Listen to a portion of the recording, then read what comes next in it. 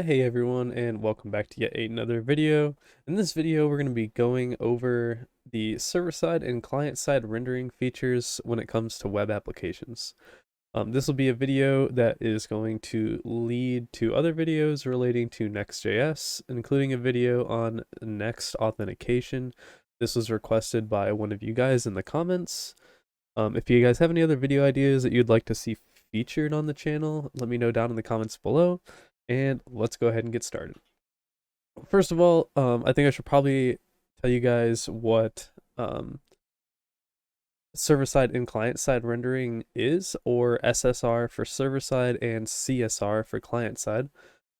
Server-side rendering basically is when all of your DOM elements in JavaScript is ran on the server and then sent to the client when the client makes a request to the server for that data. Certain DOM elements can be cached on the server, which can make it relatively fast, and much like significantly faster than client-side rendering. Whereas client-side rendering is when all of the JavaScript and DOM rendering is done on the client machine rather than on the server. Now, apps do allow for a mix of both client-side and server-side rendering. This specification is done at the component level. So that way you guys can specify what components are going to be rendered server-side and what components are going to be rendered client-side.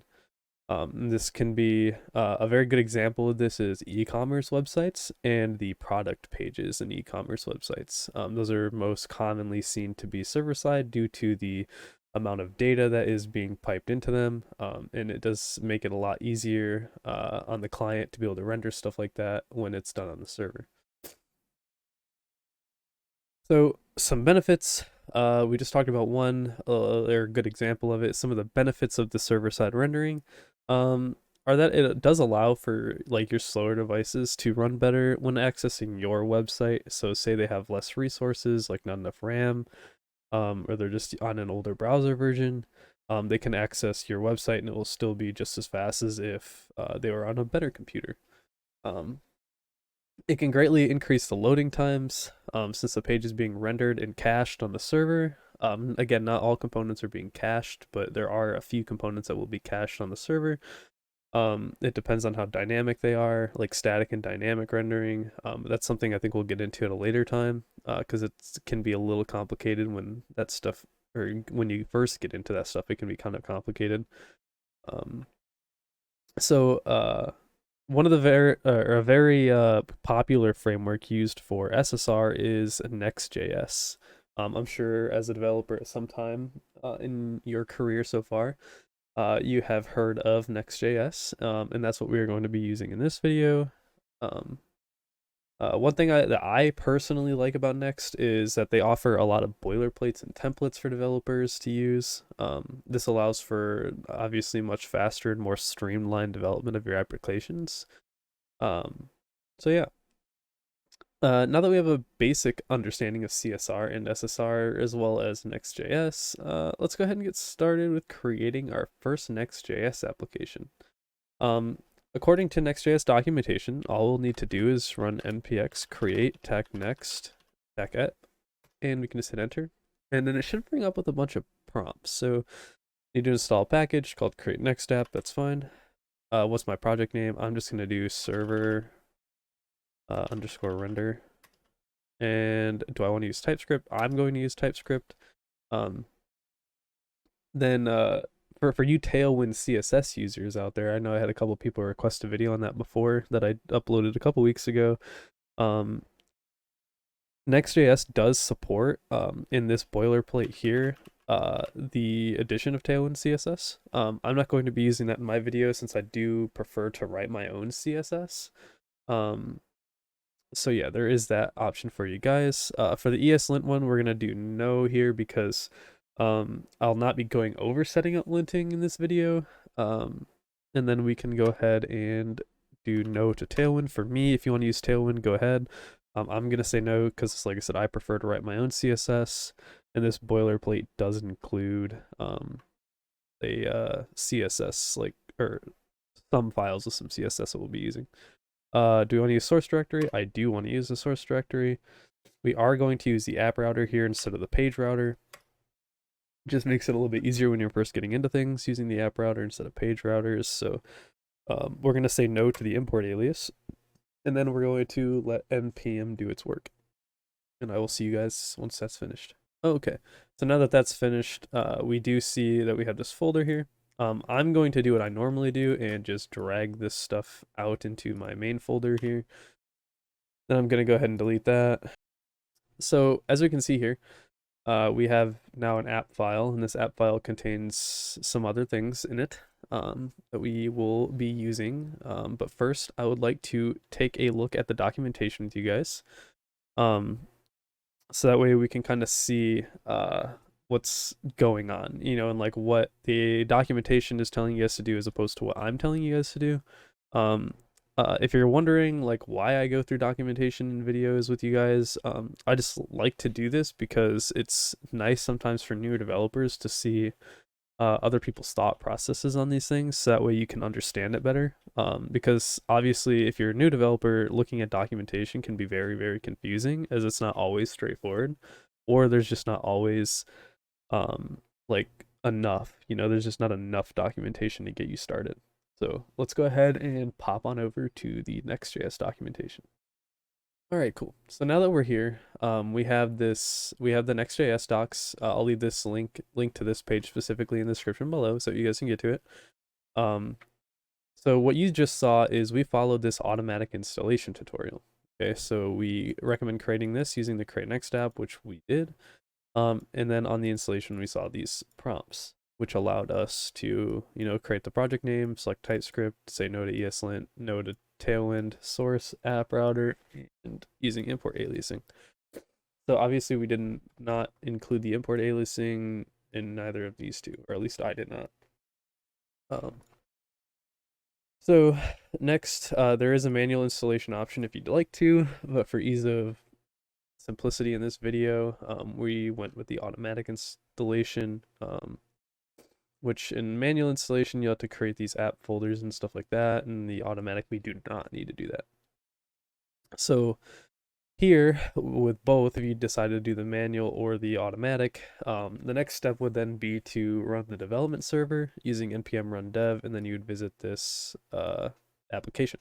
So all of this will be sent to you via the server. All this rendering will be done server side and then sent over to the client. So let's go ahead and head back to VS Code and we will give that a look over. All right, so we are back into VS Code here. And as you can see, this app folder is used for the routing. We have all these other files in here. We have our layout file. We have our global CSS. We have our page that will be rendered when we go to it. And we also have a page module CSS, which allows us to utilize this as a module to be able to pull the class names out of it, right? So let's go ahead and I'm actually going to fix a lot of these tab formats here because I'm not really a fan of how it's done here. So we're going to go ahead and fix those. So I went ahead and I did all the fixes to my tabs and indenting and stuff like that in all the files here. So next thing we're going to do is we are going to do npm run dev. And this will start up the development server. And as we can see, it is here. So once we've done this, we can navigate out to this and we'll be able to see our application. All right. So as you guys can see, we are currently in our browser here and we can see our web page. So we have all of these various buttons that come default with this app. And we have our little Next.js logo here by Vercel. Vercel is a very good company that's done a lot for the web development community. So if you guys haven't checked out their website to see all the awesome projects they've done, you should probably go check out their website because they have a lot of really cool things that they've done. So this will tell you that you can get started by editing this page .tsx file, which we're not going to do because we are going to be creating a second page so that way we can show off a little bit of the navigational side of this. So let's go ahead and do that. All right, cool. So now that we are back in VS Code, we are going to go ahead and inside of this app folder here, we are going to create a folder and that's a file. We're going to create a folder called a dashboard. It's going to be lowercase. And then inside of this, we're going to do page.tsx. And we are going to start off by exporting a default function called a dashboard. Okay, so if you're not familiar with React, Next.js docs does give you links to React to be able to refresh your knowledge on React or even learn React for that matter. And you can go ahead and learn your React stuff based off of that. But all of this is done with React. So let's go ahead and return, or actually we've got to add an import here. We need to import this styles file here.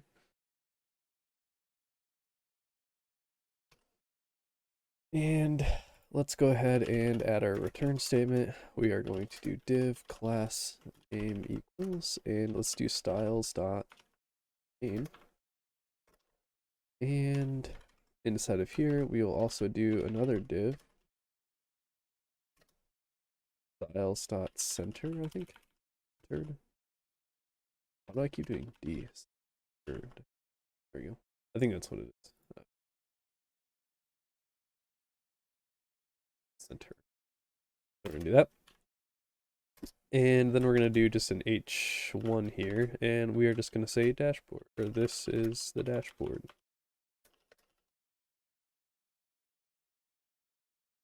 Okay. So now obviously when we save, we'll see this down here, it's compiling, then compile the client and server successfully in 719 milliseconds, 560 modules. Okay. So what we're going to do next is we're going to navigate back out to our server on the website, and then we are going to go to a like /dashboard URL. So you'll see that here in a moment. Okay, so now we have our browser window open. Sorry if you guys see this little thing down here. I just have Visual Studio full screen in the background, and we are currently just looking at this. So what we can do here is we can go up to this tab, and we can do /dashboard this, and failed to compile. Oh wait, sorry, yeah, that was my bad. Let's go back to VS Code here. And we just have to add a // since there is no page module in here. It's in the previous directory, so we'll add this to that. And then we'll be able to go back to our web page now, and we should see that it is good to go. Yep, okay, so now we have our dashboard page. So that's how that works. You can navigate out to these using the routing and whatnot to get to various pages, right? So with that, now that we can see that this stuff is working, I do hope this video was helpful to any of you guys in learning the basics of Next.js and server-side rendering. This is a very powerful framework and can be used in various like applications that you build. Obviously, this is more of like an introductory video, and there will be more videos coming that go more into depth for Next.js. As I had previously stated at the beginning of the video. So I do hope you guys enjoy, and remember to like, comment, and subscribe for more content, and thank you all for watching.